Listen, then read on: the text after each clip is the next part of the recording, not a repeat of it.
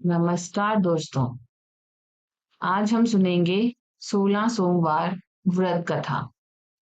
16 सोमवार व्रत कथा भगवान शिव की आराधना का एक महत्वपूर्ण व्रत है, जिसे करने से भक्तों को अनेक लाभ प्राप्त होते हैं। ये व्रत विशेष रूप से भगवान शिव की कृपा प्राप्त करने और जीवन में सुख, शांति और समृद्धि लाने के लिए किया जाता है। इसके कुछ प्रमुख महत्व हैं, जैसे कि लोग इस व्रत को करते हैं क्योंकि उन्हें अपनी मनोकामना पूर्ण करनी होती है। उनका स्वास्थ्य ठीक रहे। अगर किसी का विवाह नहीं हो रहा तो उसके लिए भी लोग 16 सोमवार करते हैं। कुछ लोग अपने पति की लंबी आयु के लिए भी 16 सोमवार का व्रत रखते हैं। तो चलिए अब हम शुरू करते हैं 16 सोमवार व्रत कथा। कथा इस प्रकार है। मृत्युलोक में विवाह करने की इच्छा करके एक समय श्री भूतनाथ महादेव जी माता पार्वती के साथ पधारे। वहां वे भ्रमण करते करते विदर्भ दिशांगर अमरावती नाम की अतीव रमणीक नगरी में पहुंचे। अमरावती नगरी अमरपुरी के सदृश सब प्रकार के सुखों से परिपूर्ण थी। उसमें वहां के महाराज का बनाया हुआ अति रमणीक शिवजी का मंदिर बना था। उसमें भगवान शंकर भगवती पार्वती के साथ निवास करने लगे। एक समय माता पार्वती प्राणपति को प्रसन्न देख के मनोविनोद करने की इच्छा से बोली, हे महाराज, आज तो हम तुम दोनों चौसर खेलें। शिवजी ने प्राण प्रिया की बात को मान लिया और चौसर खेलने लगे। उसी समय इस स्थान पर मंदिर का पुजारी ब्राह्मण मंदिर में पूजा करने को आया। माताजी ने ब्राह्मण से प्रश्न किया कि पुजारी जी बताओ कि इस बाजी में दोनों में किसकी जीत होगी। ब्राह्मण बिना विचारे ही शीघ्र ही बोल उठा कि महादेव जी की जीत होगी। थोड़ी देर में बाजी समाप्त हो गई और पार्वती जी की विजय हुई। अब तो पार्वती जी ब्राह्मण को झूठ बोलने के अपराध के कारण श्राप देने को उद्यत हुई।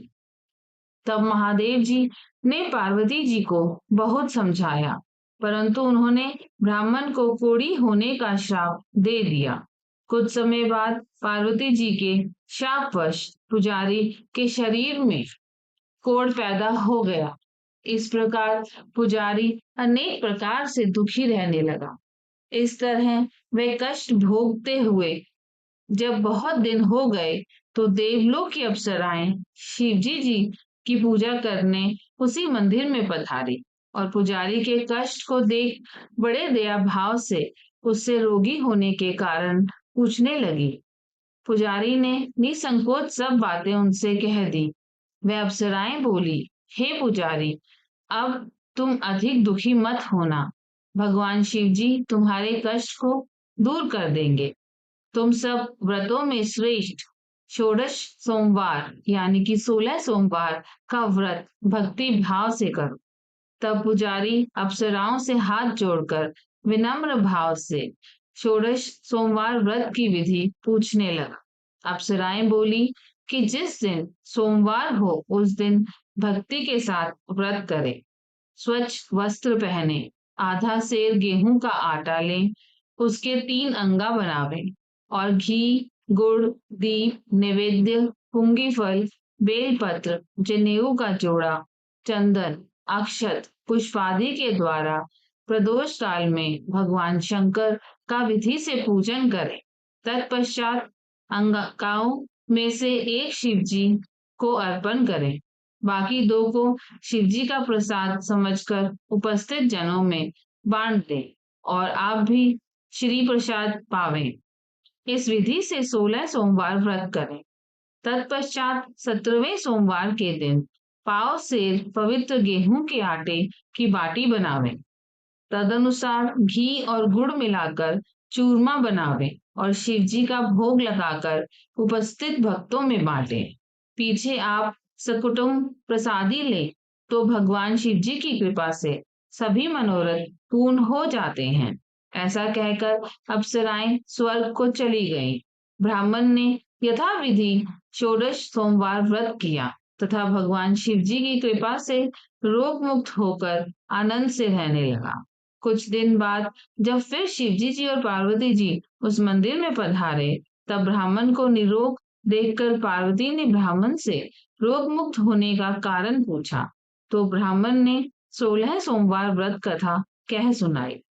तब तो पार्वती जी अति प्रसन्न होकर ब्राह्मण से व्रत की विधि पूछकर व्रत करने को तैयार हुई।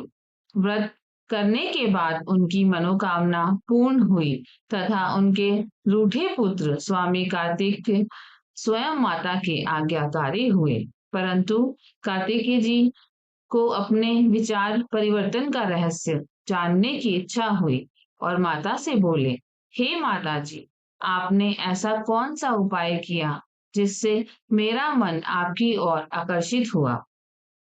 तब पार्वती जी ने वही षोडश सोमवार व्रत कथा उनको सुनाई।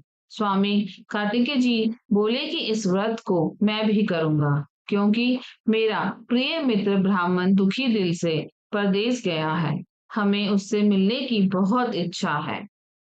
कार्तिकेय जी ने भी इस व्रत को किया और उनका प्रिय मित्र मिल गया। मित्र ने इस आकस्मिक मिलन का भेद कार्तिकेय जी से पूछा, तो वह बोले, हे मित्र, हमने तुम्हारे मिलने की इच्छा करके 16 सोमवार का व्रत किया था। अब तो ब्राह्मण मित्र को भी अपने विवाह की बड़ी इच्छा हुई। कार्तिकेय जी से व्रत की विधि पूछी और यथाविधि व्रत किया। व्रत के प्रभाव से जब वह किसी कार्यवश विदेश गया हो, तो वहां के राजा की लड़की का स्वयंवर था। राजा ने प्रण किया था कि जिस राजकुमार के गले में सब प्रकार श्रृंगारित हथिनी माला डालेगी, मैं उसी के साथ प्यारी पुत्री का विवाह कर दूंगा। शिव जी की कृपा से ब्राह्मण भी स्वयंवर देखने की इच्छा से राजसभा में एक और बैठ गया। नियत समय पर हथिनी आई और उसने जयमाला उस ब्राह्मण के गले में डाल दी। राजा ने प्रतिज्ञा के अनुसार बड़ी धूमधाम से कन्या का विवाह उस ब्राह्मण के साथ कर दिया और ब्राह्मण को बहुत सा धन और सम्मान देकर संतुष्ट किया। ब्राह्मण सुंदर राजकन्या पाकर सुख से जीवन व्यतीत करने लगा। एक दिन राजकन्या ने अपने पति से प्रश्न किया, हे प्राणनाथ, आपने ऐसा कौन सा भारी पुण्य किया जिसके प्रभाव से हथिनी ने सब राजकुमारों को छोड़कर आपको वरण किया? ब्राह्मण बोला, हे प्राण प्रिय, मैंने अपने मित्र कार्तिकेय जी के अनुसार 16 सोमवार का व्रत किया था, जिसके प्रभाव से मुझे तुम जैसी स्वरूपवान लक्ष्मी की प्राप्ति हुई। व्रत की महिमा को सुनकर राजकन्या को बड़ा आश्चर्य हुआ और वह भी पुत्र की कामना करके व्रत करने लगी। शिवजी जी की दया से उसके गर्भ से एक अति सुंदर, सुशील, धर्मात्मा और विद्वान पुत्र उत्पन्न हुआ। माता पिता दोनों उस देव पुत्र को पाकर अति प्रसन्न हुए और उसका लालन पालन भली प्रकार से करने लगे। जब पुत्र समझदार हुआ तो एक दिन अपने माता से प्रश्न किया कि माँ, तूने कौन सा तप किया है जो मेरे जैसा पुत्र तेरे गर्भ से उत्पन्न हुआ? माता ने पुत्र का प्रबल मनोरथ जान के अपने किए हुए 16 सोमवार व्रत को विधि सहित पुत्र के सम्मुख प्रकट किया। पुत्र ने ऐसे सरल व्रत को सब तरह के मनोरथ पूर्ण करने वाला सुना, तो वह भी इस व्रत को राज्याधिकार पाने की इच्छा से हर सोमवार को यथाविधि करने लगा। उसी समय एक देश के वृद्ध राजा के दूतों ने आकर उसको एक राजकन्या के लिए वरण किया। राजा ने अपनी पुत्री का विवाह ऐसे सर्वगुण संपन्न ब्राह्मण युवक के साथ करके बड़ा सुख प्राप्त किया। वृद्ध राजा के दिवंगत हो जाने पर यही ब्राह्मण बालक गद्दी पर बिठाया गया, क्योंकि दिवंगत भूप के कोई पुत्र नहीं था। राज्य का अधिकारी होकर भी वह ब्राह्मण पुत्र अपने 16 सोमवार के व्रत को करता रहा। जब 17वां सोमवार आया, तो विप्र पुत्र ने अपनी प्रियतमा से सब पूजन सामग्री लेकर शिवालय में चलने के लिए कहा। परंतु प्रियतमा ने उसकी आज्ञा की परवाह नहीं की। दास दासियों द्वारा सब सामग्रियां शिवालय भिजवा दी और आप नहीं गई। तब राजा ने शिवजी का पूजन समाप्त किया। तब एक आकाशवाणी राजा के प्रति हुई। राजा ने सुना कि हे राजा, अपनी इस रानी को राजमहल से निकाल दे, नहीं तो तेरा सर्वनाश कर देगी। वाणी को सुनकर राजा के आश्चर्य का ठिकाना नहीं रहा और तत्काल ही मंत्रणा गृह में आकर अपने सभासदों को बुलाकर पूछने लगा कि हे मंत्रियों, मुझे आज शिवजी जी की वाणी हुई है कि राजा तू अपनी इस रानी को निकाल दे, नहीं तो ये तेरा सर्वनाश कर देगी। मंत्री आदि सब बड़े विस्मय और दुख में डूब गए, क्योंकि जिस कन्या के साथ राज्य मिला है, राजा उसी को निकालने का जाल रचता है। यह कैसे हो सकेगा? अंत में राजा ने उसे अपने यहाँ से निकाल दिया। रानी दुखी हृदय भाग्य को कोसती हुई नगर के बाहर चली गई। बिना पद त्राण, फटे वस्त्र पहने, भूख से दुखी धीरे धीरे चलकर एक नगर में पहुंची। वहां एक बुढ़िया सूत काट कर बेचने को जाती थी। रानी की करुण दशा देख बोली, चल तू मेरा सूत बिकवा दे, मैं वृद्ध हूँ, भाव नहीं जानती हूँ। ऐसी बात बुढ़िया की सुन रानी ने बुढ़िया के सर से सूत की गठरी उतार अपने सर पर रखी। थोड़ी देर बाद आंधी आई और बुढ़िया का सूत पोटली के सहित उड़ गया। बेचारी बुढ़िया पछताती रह गई और रानी को अपने साथ से दूर रहने को कह दिया। अब रानी एक तेली के घर गई तो तेली के सब मटके शिवजी जी के प्रकोप से चटक गए। ऐसी दशा देख तेली ने रानी को अपने घर से निकाल दिया। इस प्रकार रानी अत्यंत दुख पाती हुई सरिता के तट पर गई तो सरिता का समस्त जल सूख गया। तत्पश्चात रानी एक वन में गई। वहां जाकर सरोवर में सीढ़ी से उतर पानी पीने को गई। उसके हाथ से जल स्पर्श होते ही सरोवर का नीलकमल के सदृश जल असंख्य कीड़ों मय गंदा हो गया। रानी ने भाग्य पर दोषारोपण करते हुए उस जल को पान करके पेड़ की शीतल छाया में विश्राम करना चाहा। वह रानी जिस पेड़ के नीचे जाती, उस पेड़ के पत्ते तत्काल ही गिरते हुए वन सरोवर के जल की ऐसी दशा देखकर गऊ चराते ग्वालों ने अपने गोसाई जी से, जो जंगल में स्थित मंदिर के पुजारी थे, यह बात कही।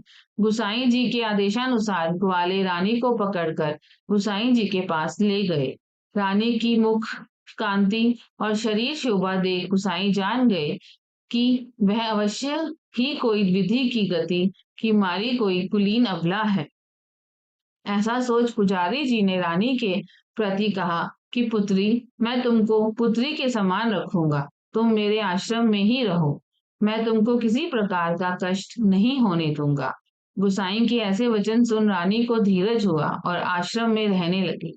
आश्रम में रानी जो भोजन बनाती उसमें कीड़े पड़ जाते, जल भर के लाती उसमें कीड़े पड़ जाते। अब तो गुसाई जी भी दुखी हुए और रानी से बोले कि हे बेटी, तेरे पर कौन से देवता का कोप है जिससे तेरी ऐसी दशा है? पुजारी की बात सुन रानी ने शिवजी जी की पूजा करने ना जाने की कथा सुनाई। तो पुजारी शिवजी जी महाराज की अनेक प्रकार से स्तुति करते हुए रानी के प्रति बोले कि पुत्री, तुम सब मनोरथों के पूर्ण करने वाले 16 सोमवार व्रत को करो, उसके प्रभाव से अपने कष्ट से मुक्त हो सकोगी। गोसाई की बात सुनकर रानी ने 16 सोमवार व्रत को विधिवत संपन्न किया और 17वें सोमवार को पूजन के प्रभाव से राजा के हृदय में विचार उत्पन्न हुआ कि रानी को गए बहुत समय व्यतीत हो गया है, ना जाने कहाँ कहाँ भटकती होगी, ढूंढना चाहिए। यह सोच रानी को तलाश करने चारों दिशाओं में दूत भेजे। वह तलाश करते हुए पुजारी के आश्रम में रानी को पाकर पुजारी से रानी को मांगने लगे, परंतु पुजारी ने उनसे मना कर दिया। तो दूत चुपचाप लौटे और आकर महाराज के सन्मुख रानी का पता बतलाने लगे। रानी का पता पाकर राजा स्वयं पुजारी के आश्रम में गए और पुजारी से प्रार्थना करने लगे कि महाराज, जो देवी आपके आश्रम में रहती हैं, वह मेरी पत्नी है। शिवजी जी के प्रकोप से मैंने इसको त्याग दिया था। अब इस पर से शिव का प्रकोप शांत हो गया है, इसलिए मैं इसे लिवाने आया हूँ। आप इसे मेरे साथ जाने की आज्ञा दे दीजिए। गुसाई जी ने राजा के वचन को सत्य समझकर रानी को राजा के साथ जाने की आज्ञा दे दी। गुसाई की आज्ञा पाकर रानी प्रसन्न होकर राजा के महल में आई। नगर में अनेक प्रकार के बाजे बजने लगे। नगर निवासियों ने नगर के दरवाजे पर तोरण बंदरवारों से विविध विधि से नगर सजाया। घर घर में मंगल गान होने लगे। पंडितों ने विविध वेद मंत्रों का उच्चारण करके अपनी राजरानी का आवाहन किया। इस प्रकार रानी ने पुनः अपनी राजधानी में प्रवेश किया। महाराज ने अनेक तरह से ब्राह्मणों को दानादि देकर संतुष्ट किया। याचकों को धन धान्य दिया। नगरी में स्थान स्थान पर सदा व्रत खुलवाए, जहां भूखों को खाने को मिलता था।